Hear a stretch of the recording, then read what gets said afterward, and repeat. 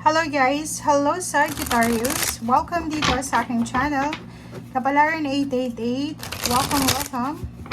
Sagittarius, alamin natin kung anong messages, vibration, gabay, energy para sa inyong lahat. Ito ay general reading, so pwede kang makaresonate. Gamitin mo ang iyong intuition para makuha mo lang kung ano yung resonated sa'yo. 2 cards lang tayo dito guys. Okay. Ito ay para sa lahat ng Sagittarius. Okay, Sagittarius, first card natin is 3 of Ariel. Number 16, 7, change your life. Okay.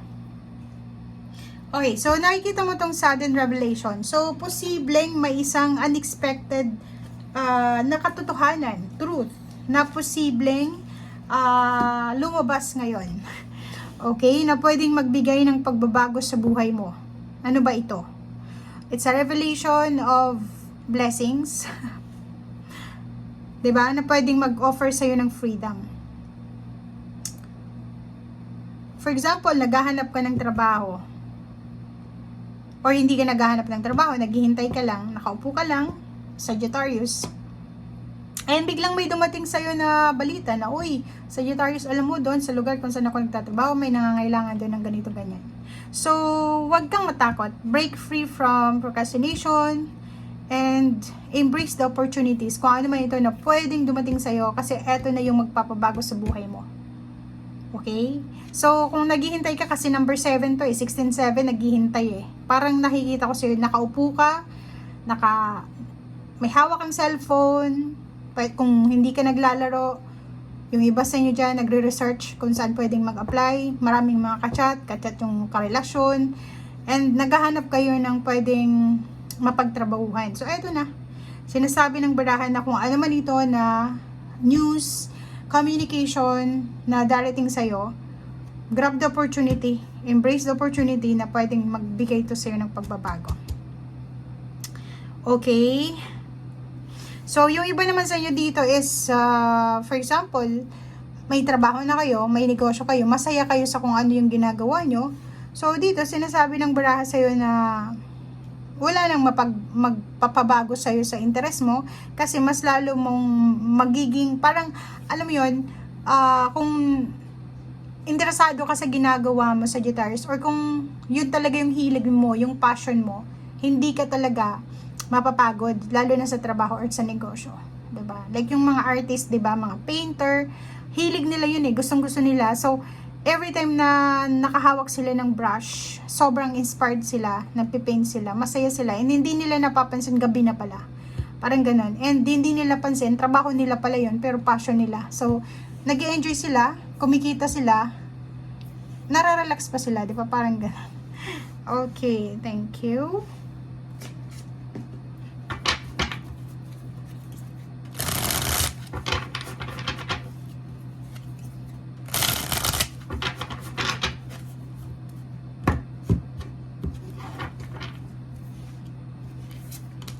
Okay, first card dito is 9 of Air and High Priestess. Okay, makinig ka daw sa sinasabi ng intuition mo. Isang balita, isang communication, ang posibleng kailangan ng immediate action dito Diba? Kailangan mo ng motivation, ng determination sa kung ano man itong balita na darating sa'yo. Yun nga, pwedeng may mag-offer sa'yo ng trabaho, may mag-offer sa'yo ng business or any collaboration or any source ng income. Dito sinasabi, wag mo nang pag-isipan ng mabuti or ng matagal, di ba? Wag kang mag-alala, like, wag kang overthinking, analyze yung situation na baka hindi ako magiging maganda yung buhay ko doon, ganito, ganyan. So, iwasan mo yung procrastination. Makinig ka sa yung intuition. Kailangan mo ng pasensya. Maging determinado ka, maging motivated ka, kasi eto yung magdadala ng pagbabago sa buhay mo. Diba? So, sinasabi ng barahe, grab mo na yung opportunity na yan, Sagittarius, kasi ang opportunity sa buhay natin, minsan lang yan kumakatok. Okay? Lalo na yung opportunities na kumakatok sa mga hindi natin inaasahang pagkakataon. And ang kalaban mo lang dyan is yung fear, worries, fears, and procrastination, walang tiwala sa sarili, parang ganun. Tingnan mo, Kita mo yung Horn God, sinasabi ng baraha dyan na kailangan mo magpakatatag. Lalo kung lalaki kang Sagittarius, di ba? Kailangan mong magpakatatag, kailangan mong magpakalalaki, kailangan mong maging motivated, determinado, mapasensya, and alisin natin yung negativity sa buhay natin. Selos, inggit, galit, or kano pa man. Three of Cups and Knight of Wands. So nakikita ko sir dito na posibleng may celebration. Yung iba sa inyo dito may celebration na posibleng isi-celebrate.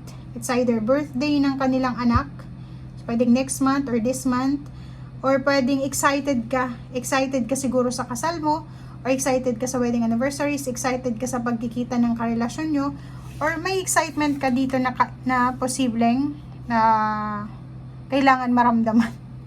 Okay, yung iba din sa inyo dito is, yun, nandito yung Knight of Air, Knight of Pentacles, Knight of Wands. Sinasabi ng barahan na yung determination natin, yung courage and motivation na posibleng i-exert ngayon mismo, ang result niyan is sa future. So, like for example, kung ano yung situation mo ngayon, outcome ito ng ginawa mo sa nakaraan. So, pwedeng wala kang pera ngayon kasi hindi mo pinaghandaan. Sa nakaraan, siguro tumambay ka lang or ganito ganyan. So, parang etong baraha mo is nagsasabi sa'yo na kailangan mong maging motivated ngayon, maging inspired, maging determinado, maging strong ka kung gusto mo na yung future mo is financially and emotionally stable. 'Di ba? So, paghandaan mo yung kinabukasan, paghandaan mo daw yung tag-ulan, paghandaan mo yung celebration. Kasi, parang sinasabi ng baraha na, lalo kung nasa below 30 years old ka pa lang, malakas ka pa 'di ba? Wala ka pang nararamdaman ng mga masakit-sakit sa katawan mo. So, grab the opportunity. Pasukin mo ang lahat ng trabaho na pwede kang kumita in a legal way. Kasi sayang yung pagkakataon tumambay ka or magpahinga ka pag retire ka na. Dito sa barahan to, yun yung sinasabi na Three of Cups, 'di ba? Etong strength card is your physical body. Sinasabi, huwag mong sayangin yung physical body mo, yung strength mo, yung lakas na meron ka sa ngayon, tsaka ka na mag-celebrate kung nandun ka na talaga sa tagumpay mo or natapos na lahat ng obligations mo. 'Di ba? So parang, kasi may mga tao 'di ba na celebration ngayon and tomorrow tsaka na problema or ng pera, ng pagkain, ganito ganyan, na mali yung diskarte. Dito sinasabi, sacrifice now, enjoy later. Parang ganon. Work hard now, celebration later. Parang ganon. Okay, so yun. Nakikita mo dito, may ibang Sagittarius dito na posibleng pinag-iisipan din nila yung pagpapakasal. Like for example, yun, pwede mo yun na maging motivation para magtrabaho ka, mag-ipon ka ng pera is yung kasal. If ever hindi ka pakasal or gusto mong mag-asawa, dito sinasabi ng barahan na pwede kang maging motivated na magtrabaho, mag-succeed sa buhay. Choice mo yan. Kung gusto mo ng maayos na relationship or maayos na financial na buhay or maayos na future. Yun yung sinasabi ng baraha. Thank you guys. Bye!